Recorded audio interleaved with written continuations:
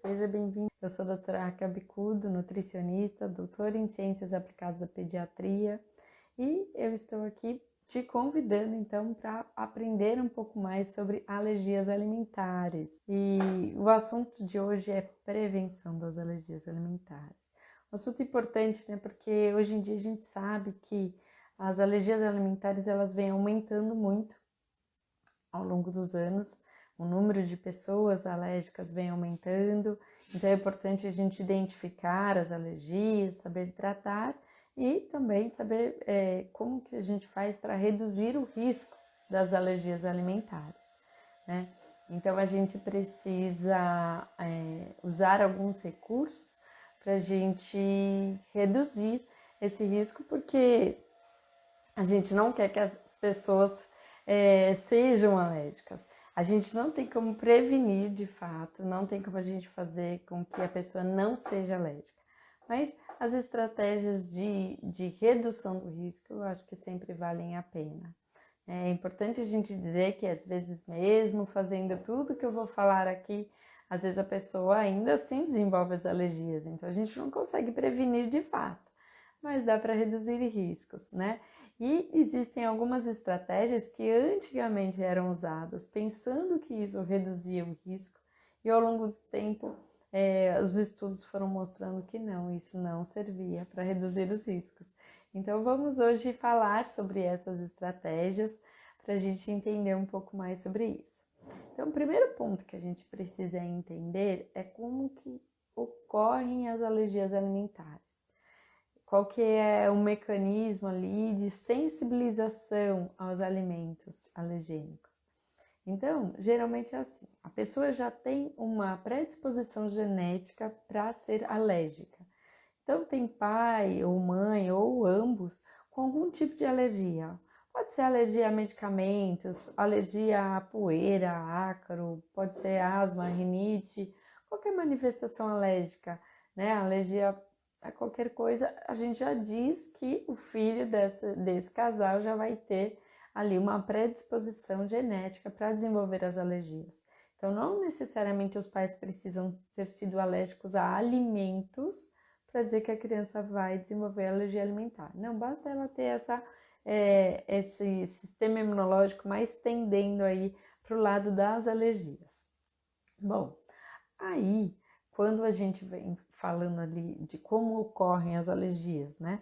Então, tem essa predisposição genética. E se o alimento chega para a pessoa, no intestino da pessoa, numa situação onde esse intestino não consegue digerir bem aquele alimento, a proteína daquele alimento, e esse intestino, por algum motivo, está mais permeável, isso aumenta o risco da pessoa desenvolver alergias alimentares. O que seria um intestino mais permeável? Então, só para a gente entender, a gente tem ali na nossa barreira intestinal, a gente tem uma camada de muco, a gente tem micro-organismos que estão ali na luz intestinal e que vão também participar ali de processos de competição, né? Então, se vem um micro-organismo patogênico, mas eu tenho bastante micro-organismos que são do bem, muitas vezes o do bem ali numa guerra de sobrevivência acaba prevalecendo. Então, a gente tem uma camada ali de muco, a gente tem os micro-organismos e aí a gente tem a barreira epitelial em si, né? Então, as células do intestino que ficam ali todas juntinhas, uma bem do ladinho da outra, né, fazendo aquela barreira, formando aquele tecido. E o tecido do nosso intestino, em algumas partes dele, né, ele é feito justamente para poder fazer a absorção de nutrientes. Cada nutriente vai ser absorvido numa determinada porção do intestino, mas o intestino tem essa função de absorver os nutrientes, absorver a água, né? Mas a gente não quer que ele absorva micro-organismos, por exemplo. Então, logo abaixo ali dessa barreira epitelial, existe todo um tecido que é um tecido de defesa, né, que tem todo um sistema imunológico ali que vai definir o que é que pode entrar para o nosso organismo ou não. Então, Na nossa barreira intestinal, a gente tem não só essa camada de células, mas também esse sistema imunológico atuando aí para dizer quem pode entrar, quem não pode entrar, né? Aí existem algumas situações, por exemplo, quando o bebê ainda é muito pequenininho, muitas vezes o intestino dele ainda está sendo formado, então essa barreira intestinal, ela ainda não é tão íntegra. E aí existe, vou falar de uma maneira, uma linguagem mais fácil de entender, é como se fossem passagens, né, que seriam ali onde sem querer alguma proteína que possa passar um pouco mais intacta, assim, pode passar um pedaço de uma proteína um pouco maior, se esse intestino ainda não está muito bem formado. Uma outra situação que pode deixar esse intestino mais permeável é quando a gente tem situações de disbiose intestinal. O que seria essa disbiose intestinal? É quando a gente tem baixa diversidade de micro-organismos compondo ali a nossa microbiota intestinal, que eu falei que ela também ajuda ali no nosso processo, né? Ela também faz parte da nossa barreira intestinal, ela faz parte de toda essa camada. A gente tem ali, às vezes, na desbiose ainda, um número maior de micro-organismos patogênicos em relação aos micro-organismos que seriam benéficos para o nosso organismo. Então, tem uma série de condições que a gente fala que seria uma disbiose intestinal, especialmente essas, né? Vou destacar essas, que seriam um número reduzido no tipo de micro-organismos que estão ali e também um número maior de micro-organismos patogênicos. E esses micro-organismos, eles têm ação direta no nosso sistema de barreira. Esses micro-organismos que estão ali, né, essa microbiota intestinal, ela meio que conversa com o nosso sistema imunológico. Então, ela vai sinalizando se é para eles, se é para o sistema produzir mais substâncias interleucinas que vão deixar esse intestino mais íntegro, deixar a passagem, né, assim, a junção entre as células mais forte. Então, a gente tem uma ação direta aí da microbiota intestinal nessa função da barreira intestinal. Eles também conversam com as células do sistema imunológico que estão logo ali abaixo, e aí acabam muitas vezes, dependendo do tipo de micro-organismos do tipo de micro-organismo que está habitando ali o intestino, ele vai sinalizar esse sistema imunológico para fortalecê-lo de uma forma que ele vai produzir mais células que vão ajudar na tolerância oral ou produzir células que vão atuar mais no desenvolvimento das alergias alimentares. Então, eu estou falando assim uma linguagem até um pouco difícil às vezes da gente imaginar isso, mas é importante a gente entender que tem toda uma relação entre a microbiota intestinal e o desenvolvimento das alergias alimentares. E essa microbiota, ela vai então ter uma ação em relação a essa integridade da barreira intestinal e uma ação na resposta de tolerância ou alergia aos nutrientes que vão chegando por ali. Então, pensando nisso, né, estou falando tudo isso para a gente entender que é o seguinte, quando eu estou falando de estratégias de prevenção ou redução do risco das alergias alimentares, as estratégias, a maioria delas tem relação com essa questão da microbiota intestinal. Então, uma das questões, por exemplo, que a gente já sabe hoje em dia é que quando o bebê nasce por parto vaginal, ele tem menor risco de alergias alimentares em comparação ao bebê que nasce por parto cesárea. Então, não é que, mas nossa, eu fiz de tudo e ele nasceu de parto vaginal e ainda assim se tornou alérgico. É como eu falei, não é assim do tipo, eu consigo prevenir totalmente o desenvolvimento de alergias, mas eu consigo reduzir o risco. Por quê? O bebê que ele nasce por parto vaginal, ele vai ter contato com a microbiota da vagina da mãe e ele vai então sofrer uma colonização intestinal diferente daquele bebê que nasceu por parto cesáreo, que vai ter contato com os micro-organismos da pele da mãe. Então, o tipo de micro-organismo que vai depois colonizar o intestino desse bebê que vem nascendo, ele é influenciado por diversos fatores, dentre eles o tipo de parto. Então, uma das estratégias que a gente fala que poderia ser utilizada para tentar reduzir o risco de desenvolver as alergias alimentares seria, se possível, tentar fazer o parto vaginal, o parto natural. Essa é uma das questões. Um outro ponto que também vai ter a ver com isso é o tipo de aleitamento que essa criança vai receber.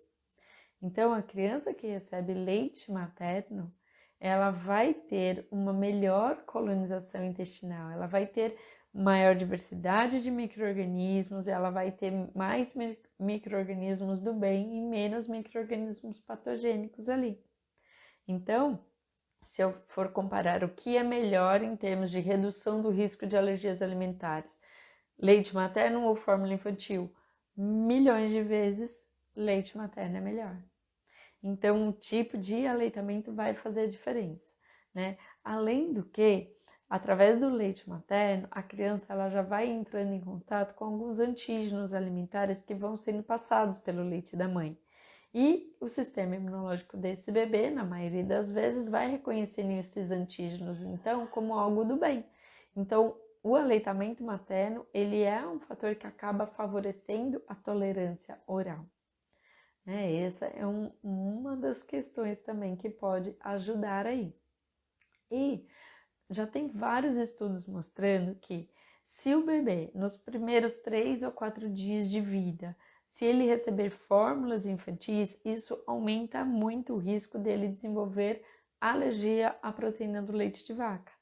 Enquanto que se ele receber leite materno, isso reduz o risco dele desenvolver as alergias. Justamente por quê? Porque quando o bebê nasce, o sistema imunológico dele ainda está imaturo e o intestino dele ainda está imaturo. Então, ele não tem capacidade alta de digerir aquela proteína que está naquela fórmula infantil que está sendo oferecida para ele. Ele tem dificuldade para digerir aquela proteína e aquela proteína, às vezes mal digerida, com o intestino que ainda está bastante permeável, isso pode entrar, então, passar ali pela barreira epitelial, chega ali naquele sistema imunológico que está logo abaixo do intestino e o sistema reconhece essa proteína como uma vilã. E é aí que ocorre a sensibilização, então.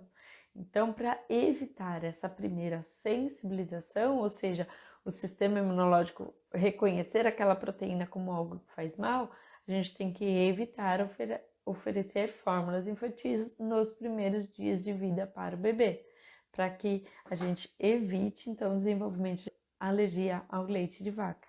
Tá? É a principal estratégia de prevenção de alergia à proteína do leite de vaca é evitar a oferta de fórmulas infantis ainda na maternidade. Tá? Essa é uma das estratégias. Outro ponto, já que eu estou falando dessas questões, né, do tipo de parto e aleitamento, antigamente pensavam que enquanto a mulher estava gestante ou então quando ela estava amamentando, era melhor que ela evitasse o consumo de alimentos potencialmente alergênicos. E hoje em dia já se sabe que é o contrário. Essa mulher, ela deve continuar consumindo os alimentos que já habitualmente fazem parte da alimentação dela. Então, se ela come amendoim, tem que continuar comendo. Se ela consome castanhas, tem que continuar comendo. Se ela consome leite ou derivados, pode continuar comendo. Peixes. Qualquer alimento considerado potencialmente alergênico, ela deve continuar comendo. Ela não deve parar de consumir esses alimentos durante a gestação e a lactação. Isso é um erro de conduta quando falam para a mãe que seria melhor ela parar de comer esses alimentos, é um erro. Hoje a literatura deixa bem claro que ela não precisa parar de comer esses alimentos e ela, pelo contrário, ela deve continuar consumindo. Esses antígenos vão chegar para o bebê e de uma forma natural, de forma que vai já estimular a tolerância oral. Então, não tem nenhum motivo para fazer as restrições nesse sentido. E, além do que, quanto mais diversificada for a dieta da mãe, melhor vai ser, inclusive para a colonização intestinal dela. Eu costumo brincar e falar assim, que eu vou usar uma linguagem que não é a mais científica, tá? Aliás, não é nada científica, mas ajuda muita gente a entender. Se eu falei que desbiose intestinal é um fator que predispõe às alergias alimentares e um dos fatores da desbiose é a pouca diversidade entre os micro-organismos, eu tenho que pensar o seguinte. Vamos pensar que esses micro-organismos são bichos. Se eu quero ter um monte de bicho lá, eu tenho um bicho lá que gosta de alface, o outro gosta de tomate, o outro gosta de carne, o outro gosta de arroz, o outro gosta de feijão. Então, eu tenho que comer de tudo para poder alimentar esses diferentes bichos. Se eu resolver só comer batata, aqueles bichos que gostam de batata vão crescer, porque eles vão estar sendo alimentados, né? Eles vão fermentar as batatas que vão chegando lá. Agora, os demais, eles vão ficar em número reduzido, porque não vai ter alimentos para eles. Então, se eu quero ter diversidade de micro-organismos, eu tenho que ter diversidade de substratos para alimentar diferentes micro-organismos. Por isso é tão importante manter uma dieta variada e equilibrada, né? Então a gente fala que para a gente manter uma boa saúde intestinal, a gente tem que consumir bastante alimentos ricos em fibras, a gente deve evitar o excesso de gordura saturada, de sódio, de açúcar e consumir mais alimentos ricos em fibras, ricos em gordura do bem. Então, a gente vai selecionando os tipos de micro-organismos que vão nos habitar de acordo também com os substratos que a gente coloca para dentro da gente e que vão, então, ser fermentados por esses micro-organismos. Não adianta eu querer ter diversidade se eu não alimento esses diferentes bichos, né? Eu estou chamando de bicho, não é isso, né? Mas eu acho que é fácil da gente entender, né?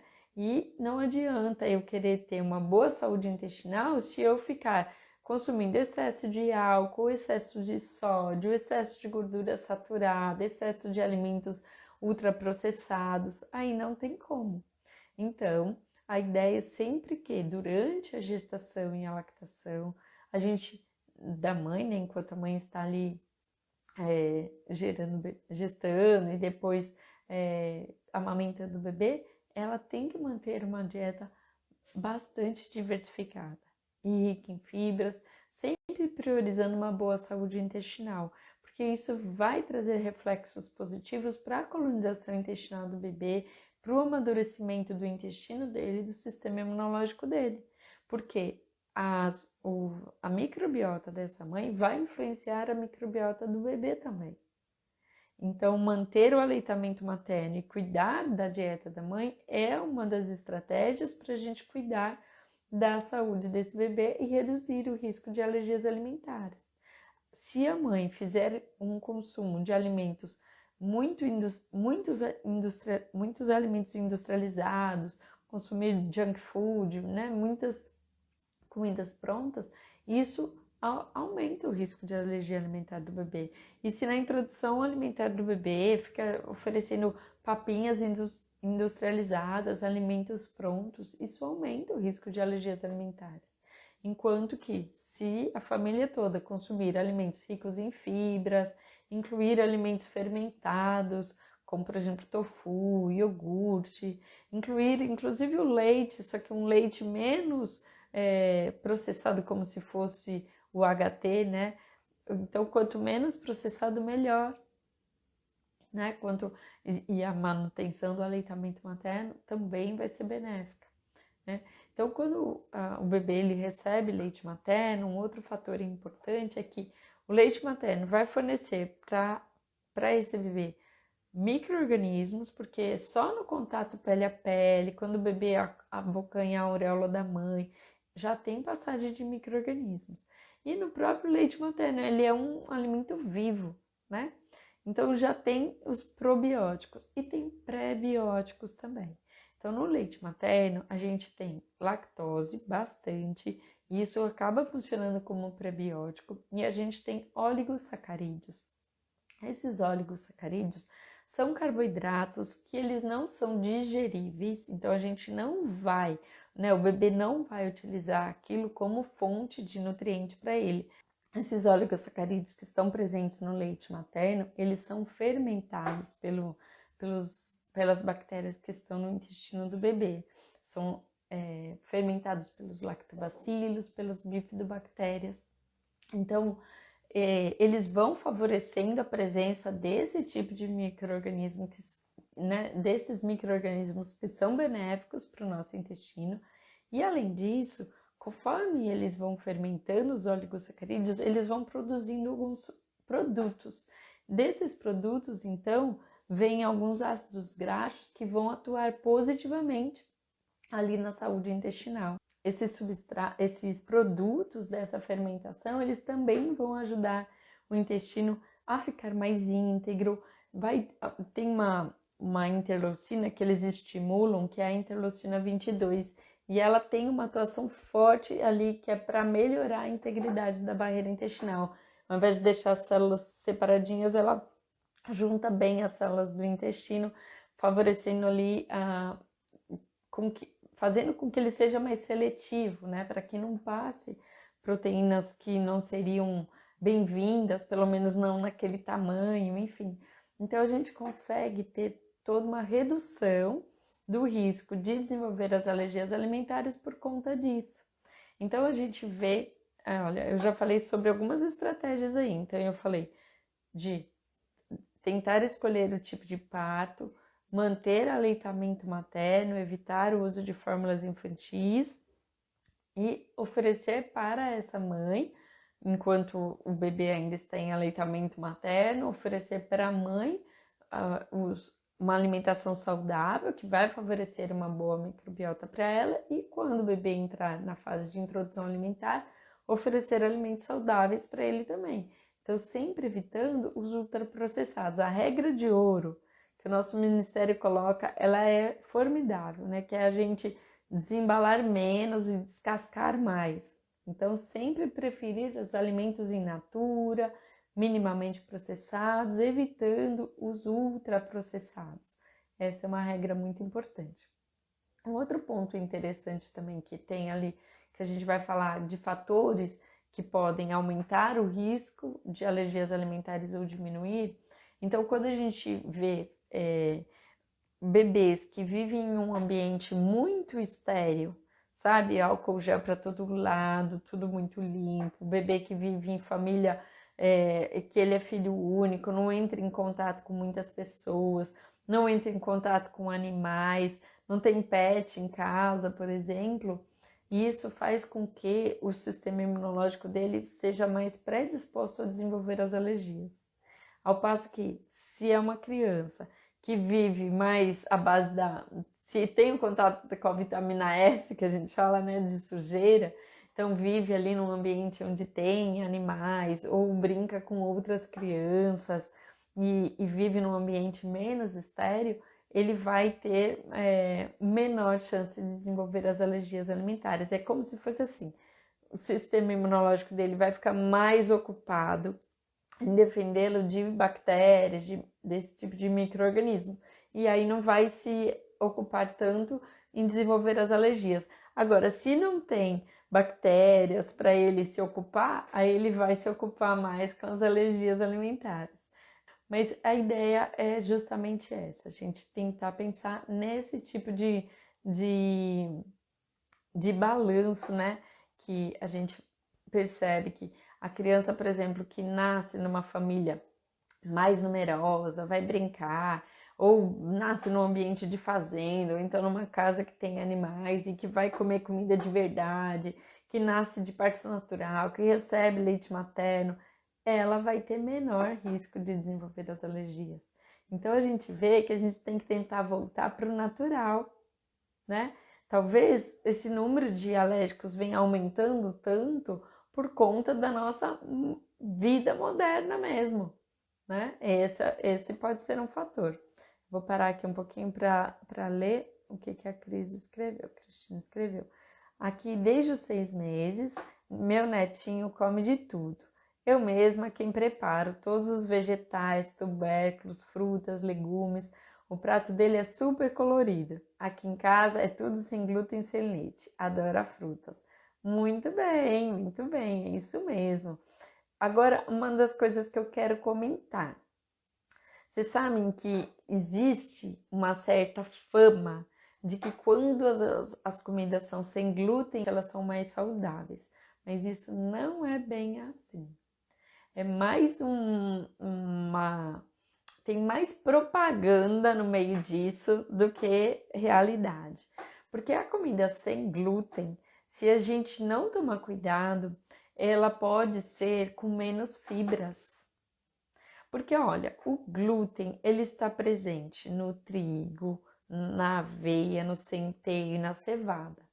Se a gente for ver, não teria problema a gente consumir uma salada de trigo integral, por exemplo, ou fazer um tabule com o trigo, a gente comer uma cevadinha cozida, comer aveia, né? Aveia, nem toda aveia tem glúten, mas vamos colocar ela aqui no meio.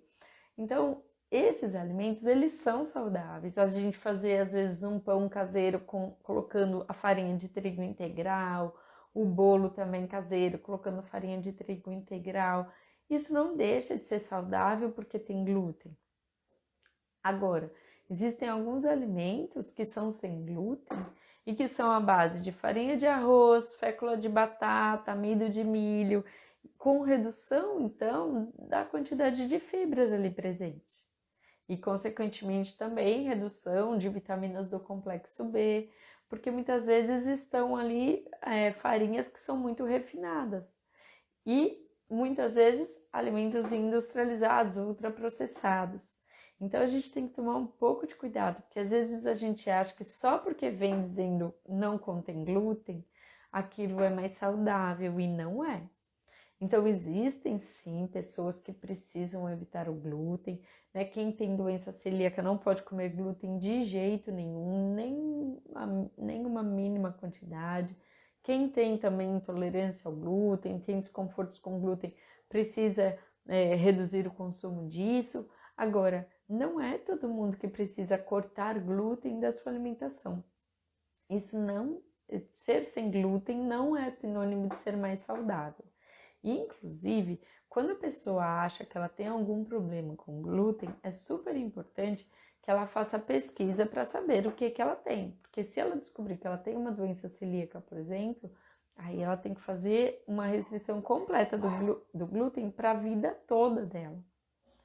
Né? E aí a gente vai usar estratégias para tentar fazer com que a dieta dela não fique faltando fibras, né? Vitaminas do complexo B, zinco. A gente tem que usar estratégias nutricionais para deixar a dieta sem glúten saudável. Então, é importante a gente falar sobre isso. Leite também, leite, derivados. Iogurte é considerado um alimento saudável, queijos, tem muitos queijos que são saudáveis. Então, não necessariamente porque é sem leite, é uma comida mais saudável. Existem as pessoas que precisam evitar o leite por completo, né? Como é o caso dos alérgicos. Existem aquelas que devem só reduzir o consumo de lactose, que é o caso dos intolerantes. E existem aquelas que vão poder consumir dentro de uma alimentação equilibrada. Agora, um fato que realmente é bem ruim é quando a dieta toda da pessoa é baseada na presença muito forte de alimentos contendo leite e glúten. Por exemplo, todo dia no café da manhã consumir o pão e o leite, todos os dias. Aí à tarde consumir biscoito, enfim, sabe? Quando só tem trigo e nunca tem outras variedades. Então é importante quando a gente fala, eu estou falando aqui, né, dessas estratégias, que seriam então a gente utilizar uma alimentação mais variada. Então, se eu for pensar em fontes de carboidrato que vão compor os lanches e o café da manhã, é muito importante que a gente lembre que não existe só pão e biscoito para a gente comer.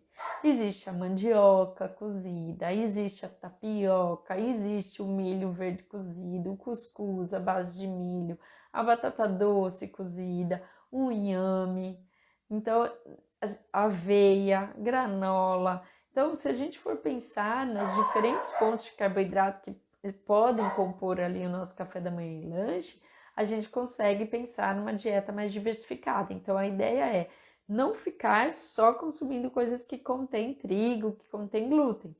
Mas, dentro de uma estratégia de uma dieta equilibrada, isso pode estar presente eventualmente numa dieta que é variada. Um dia vai comer, no outro dia não vai. Mesma coisa a questão do leite e dos derivados. É possível, sim, equilibrar a dieta sem leite, sim, é o que a gente faz no caso dos alérgicos, mas também para quem pode consumir, a gente pode colocar ali várias opções. Então, ele pode consumir leite de vaca, pode consumir os derivados, também pode consumir bebidas vegetais, pode consumir vários outros alimentos ricos em cálcio para poder complementar essa dieta e fazer com que ela seja, né, equilibrada. A gente pode usar diferentes fontes de proteínas também ali nos lanches. Então, não necessariamente no café da manhã e lanches, né? Então, a gente pode usar ovos, a gente pode usar as carnes, grão de bico, ervilha, outras bebidas que tenham ali também alguma quantidade de proteína. Ervilha é bastante interessante, né? Ou outros que são à base de proteína do arroz. Enfim, a gente consegue fazer uma dieta que seja equilibrada e adequada, com e sem leite. Agora, é importante a gente pensar que se a pessoa pode consumir leite, não tem por que ela ficar fazendo as restrições. Não necessariamente isso vai fazer com que ela tenha uma dieta mais saudável, tá? Então, eu achei bem interessante, Cristina, quero agradecer aí a sua contribuição, porque eu acabei falando bastante aqui sobre isso e vem para o nosso assunto, né, que é a manutenção de uma dieta equilibrada e que não há necessidade, e aí é o que eu vou começar a falar agora, que não há necessidade de retirar os alimentos potencialmente alergênicos. Antes de falar sobre isso, eu vou parar para ver se tem mais algum comentário. Gostei muito da sua participação, Cristina. Obrigada, viu? Ela falou assim, eu acostumei a mãe do meu neto comer de tudo, pois a mãe não gostava de nada. Ah, que bom, é isso mesmo. Tem que comer de tudo, né? E aí, às vezes, a gente vê crianças pequenas recusando alguns alimentos e a família falando, ai, tá bom, ele não gosta disso, não gosta daquilo, ele começa a dar só o que ele gosta. E daqui a pouco ele tá comendo poucos alimentos. E a gente precisa estimular o consumo de alimentos diversificados, né? Então, não dá para ficar só oferecendo o que a pessoa gosta e em números, né, um número reduzido ali de alimentos que vão compor o cardápio. Não, a ideia é sempre tentar ampliar, ainda mais onde a gente vive, né? Nós vivemos no Brasil, tem muitas frutas, verduras, legumes. Em algumas cidades, vai norte, tem mais dificuldade de verduras, mas em outros lugares tem uma ampla diversidade. Lá no norte não tem uma ampla diversidade de verduras, mas o que tem de frutas é um colosso. Então a gente precisa usar, né, explorar mais esses nossos recursos naturais que temos por aqui. A Cristina falou que ela foi amamentada, falando da filha dela, né? Ela foi amamentada até os 9 meses. Hoje eu deixo... Ah, tá falando do neto, desculpa. Ele foi amamentado até os 9 meses. Hoje eu deixo ele brincar no jardim com o meu cachorro. Perfeito, é isso mesmo. Precisa desse contato todo, né? Então, sem glúten, mas sem fibras, nada adianta. Aqui eu uso fibras oleaginosas, aqui eu sou celíaca da casa. Ah, sim!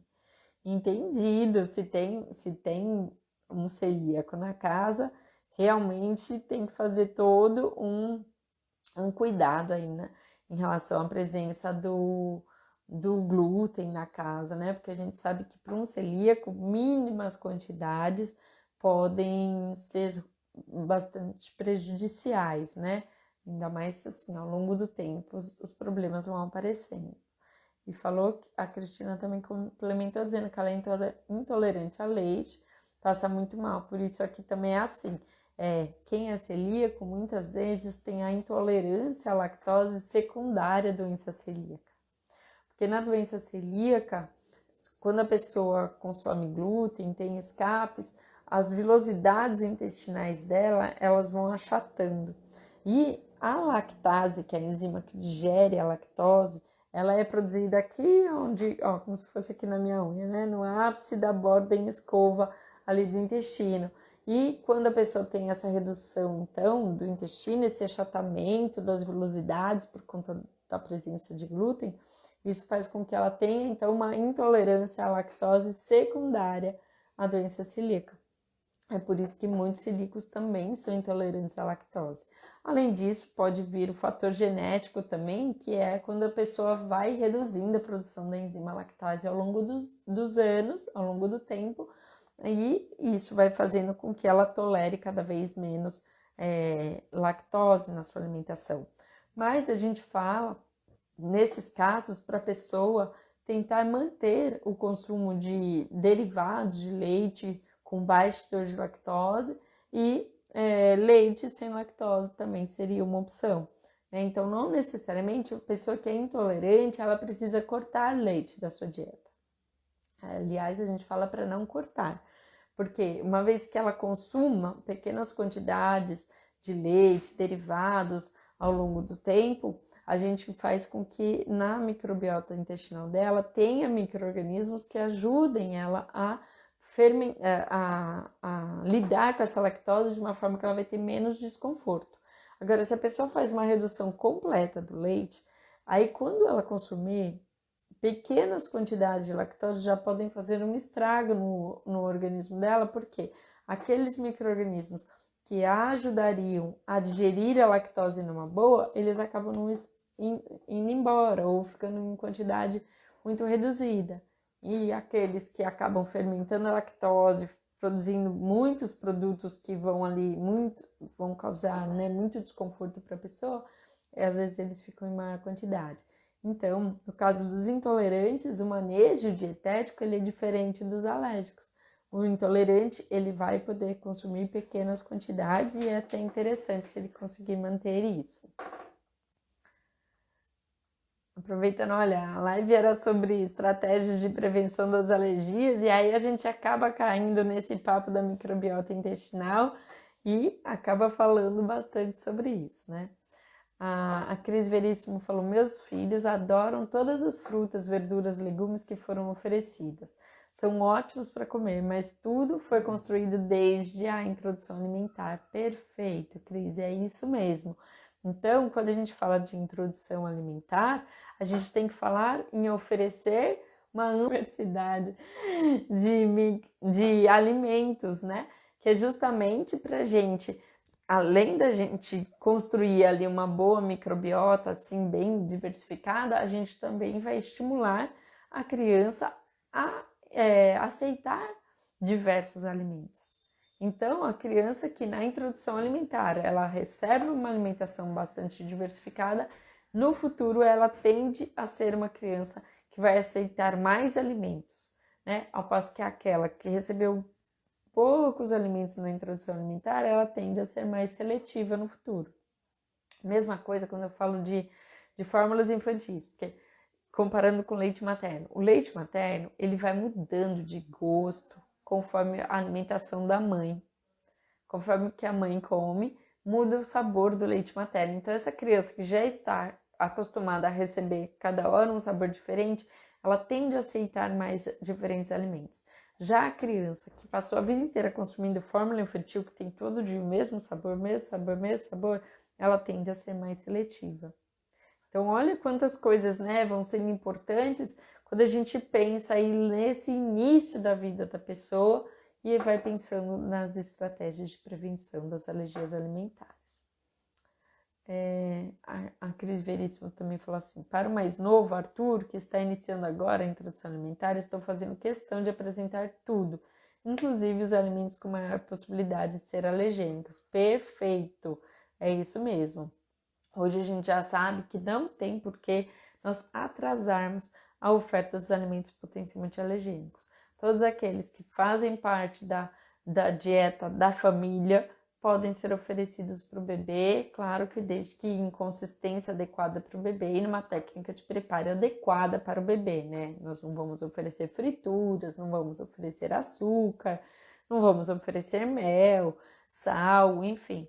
Existe uma série de restrições pensando no bebê em si, mas não há orientação de restrição de oferta de alimentos potencialmente alergênicos pensando em prevenção, pelo contrário, é para manter uma dieta bastante diversificada, variada, e os potencialmente alergênicos podem fazer parte, desde que preparados adequadamente, oferecidos em textura adequada para o bebê, conforme a fase de desenvolvimento dele.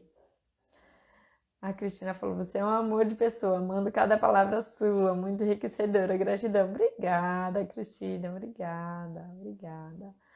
A ideia aqui é sempre a gente trazer essas informações de forma leve, sabe? Porque quando a gente fala de imunologia, alergia alimentar, às vezes é difícil a gente entender, né? Quando a gente vai estudar nos livros, eu fico ali quebrando a cabeça, entendendo, olhando para aquele monte de células, procurando entender tudo, como que elas se conversam, como que elas funcionam. E aí eu tenho que traduzir tudo aquilo que eu vou aprendendo para uma linguagem mais fácil de ser aprendida quando eu venho aqui para as lives.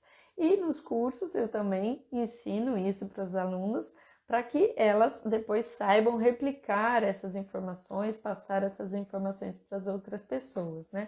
Porque os nutricionistas, tanto que atuam em clínica, que atuam na nutrição materno-infantil e que atuam em diferentes áreas, é muito importante que eles entendam sobre a alergia alimentar e saibam passar essas informações.